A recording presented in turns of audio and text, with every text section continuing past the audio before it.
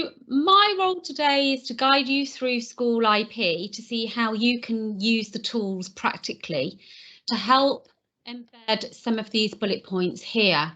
And we're going to be looking at those in terms of flipping the learning. So in this scenario, flipping the learning means flipping the learning of the teachers, enabling them to become more empowered in making their own decisions about their own development, but also flipping the learning and helping teachers to become more empowered about whole school development and where that can lead us. So I'm just going to hang on one thing that Andy said. He said it's about taking charge and not being done to. So with that in mind, we're going to have a look at two scenarios. We're going to have a look at the scenario that involves an individual staff member. All staff can be involved in their own personal development, and we'll have a look at how that's done.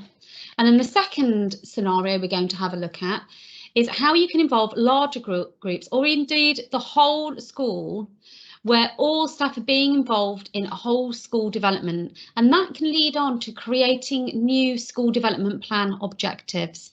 So the whole school are really taking ownership here. So first, let's look at scenario number one, an individual staff member scenario. So we're going to use a couple of tools. We're going to use the area for development tool, and we're going to use the interim review tool. Now we've had a look at the individual, we're going to have a look at how a whole school can use flipped learning in SchoolIP. So this is the scenario. The scenario is that recently in our school it's been picked up in observations, etc., and discussion that there's been a decrease in pupil attitudes towards learning and behaviour. It's been noted in several individual staff's areas for development. It's been picked up in observations. Now, traditionally, in a lot of schools, the senior leadership team would take this on board and they would themselves discuss and develop a whole school-wide initiative. They might create a school development plan objective. But in this school, because we're an open and more of a free-thinking school, and we appreciate our staff's input, we're going to flip this. So in this school, staff have been invited to another action research project to explore the question, how do we improve pupils' attitude to learning and behaviour?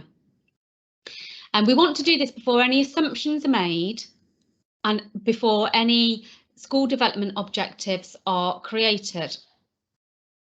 Now for this, we're going to use the SEF tool in SchoolIP simply as a project tool to collate all of the research information. It's already linked to the SEF, so the question is already there, but please bear in mind that you can use the SEF tool for many different areas, many different ways and many different projects. So the head will have an overview of all of this. They'll give feedback, they'll give recognition and appreciation. Time is limited, of course, all teacher time is limited.